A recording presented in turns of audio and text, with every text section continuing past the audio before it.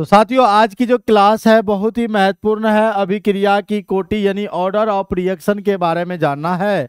और ये आपके एग्जाम में आपको 2 नंबर का क्वेश्चन पूछा जाता है।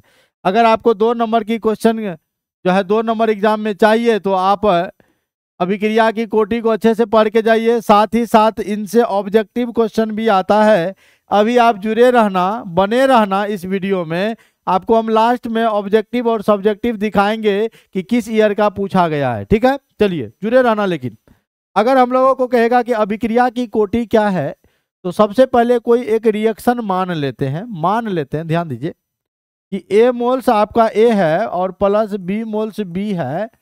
इनसे हमारा कोई रिएक्शन हो रहा है सी मोल सी प्लस डी मोल डी। ध्यान दीजिए, ये अभिक्रिया है। रिएक्शन को हिंदी में अभिक्रिया बोलते हैं। वो जो हमारा लेफ्ट तरफ होता है इसको अभिकारक बोलते हैं। ध्यान दीजिएगा, जो बाईं तरफ है उसको अभिकारक यानी इंग्लिश में रिएक्टेंट बोलते हैं। और इसको बोलते हैं प्रतिफल यानी बोलते हैं प्रोडक्ट। यानी आपका एक अभिकारक होता है और दूसरा क्या होता है, प्रतिफल। जैसे एक उदाहरण लें, गेहूं से आटा बनाओ। तो गेहूं से आटा बनाओ तो गेहूं क्या है, जो शुरू में आपके पास रहता है वो अभिकारक है। आटा बनता है वो क्या है, प्रतिफल है। तो भाई ये बताओ, ये अभिकारक है।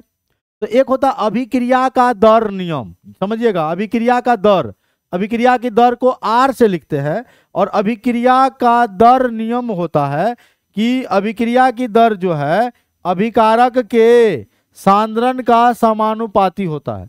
अभिकारक ये है तो इसके सांद्रण का, इसका सांद्रण हम लोग लिखेंगे ए का सांद्रण।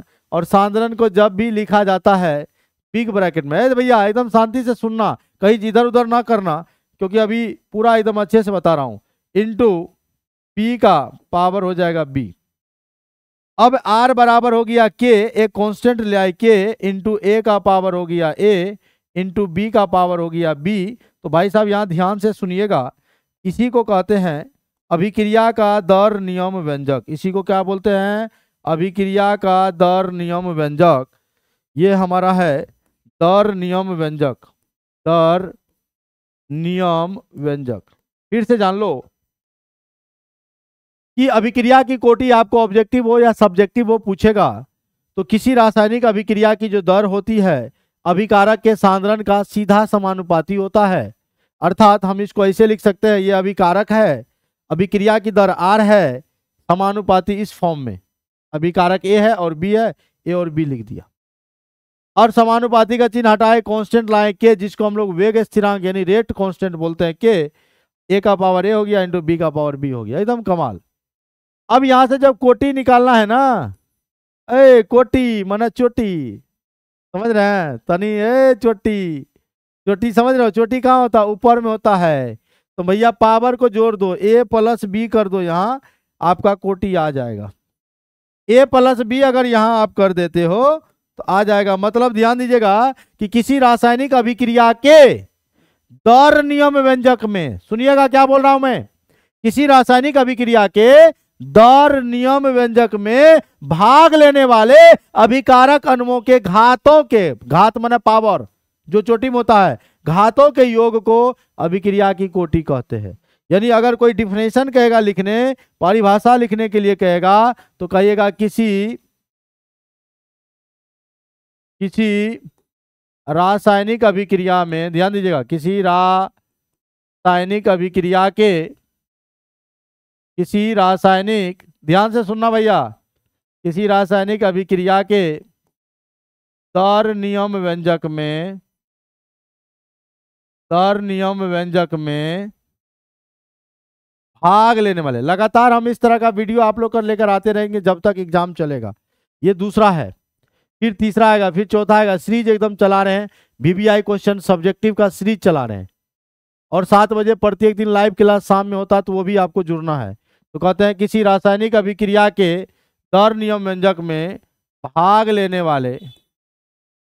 लेने वाले अभिकारक अणुओं के, अभिकारक अणुओं के घातों के योग को, अभिकारक अणुओं के घातों के योग को अभिक्रिया की कोटि कहते हैं। अभिक्रिया की कोटि कहते हैं। घातों के योग को क्या कहते हैं? अभिक्रिया की कोटि कहते हैं। मतलब वही आर बराबर जो था, आर बराबर था के, ए का पावर हमारा था ए इंटू बी का पावर था बी। उस साइड वाला बोल रहा हूं, इस साइड वाला बोल रहा हूं, ये वाला। तो यहां पर जब भी आपको कोटि कहेगा लिखने, कोटि माने चोटी, चोटी माने ऑर्डर, इंग्लिश कहते हैं, बराबर होगा पावर को जोड़ दो ए प्लस बी, ए प्लस बी। लेकिन आपको देखो भैया ये तो हुआ अभिक्रिया की कोटि। भैया देखो शून्य भी हो सकता है, यानी जीरो भी हो सकता है, माइनस भी हो सकता है, ऋणात्मक भी हो सकता है, और धनात्मक भी हो सकता है। ठीक है, यह प्रायोगिक मान होता है। अभिक्रिया की कोटि जो है ना प्रैक्टिकली प्रूव किया जाता है, तो इसीलिए इसको कहेंगे यह एक प्रायोगिक मान होता है। अभिक्रिया की कोटि क्या है? प्रायोगिक मान है, प्रैक्टिकली प्रूव्ड वैल्यू होता है।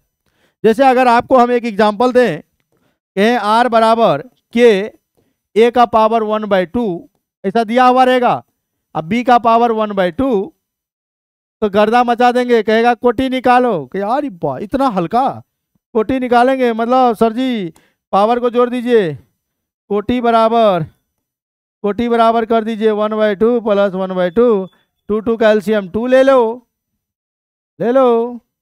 1 + 1 आएगा 2, 2/2 कट जाएगा 1, यानी 1 होगा। समझ रहे हैं? अगर कोटि 0 हुआ तो उस अभिक्रिया का नाम होगा शून्य कोटि।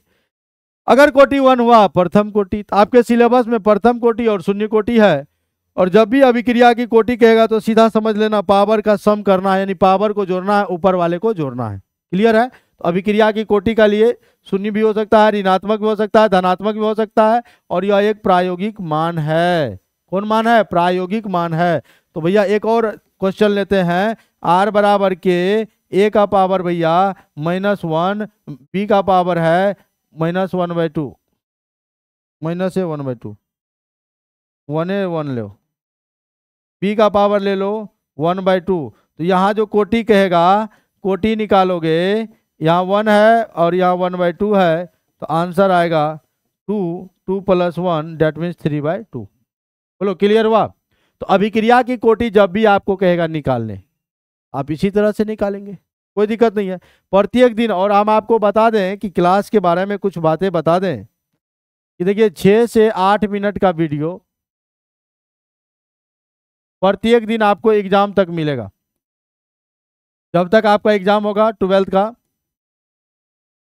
याद रखिएगा बोर्ड एग्जाम होगा, तब तक आपको ये सब वीवीआई क्वेश्चन है, वीवीआई क्वेश्चन है, वीवीआई क्वेश्चन है। आप नहीं चाहते जिसको नोटबुक में आप लिखते चले जाए, तब आपको पता चलेगा कि हाँ सर, लास्ट में पता चलेगा कि सर आपको, अब देखो भैया बस एक दिन में इतना देखना है और एक दिन में इतना करना है। अगर हम आपको लगातार एक दिन में 2 वीडियो भी देंगे तो काम चल जाएगा।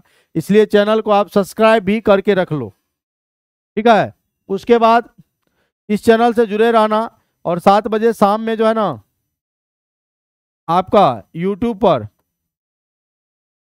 पर लाइव आता हूँ, याद रखना, सब लोग जुड़िएगा, ठीक है? तो आज चलिए इतना ही रहने देते हैं, फिर मिलते हैं छोटे से ब्रेक के बाद बहुत जल्द।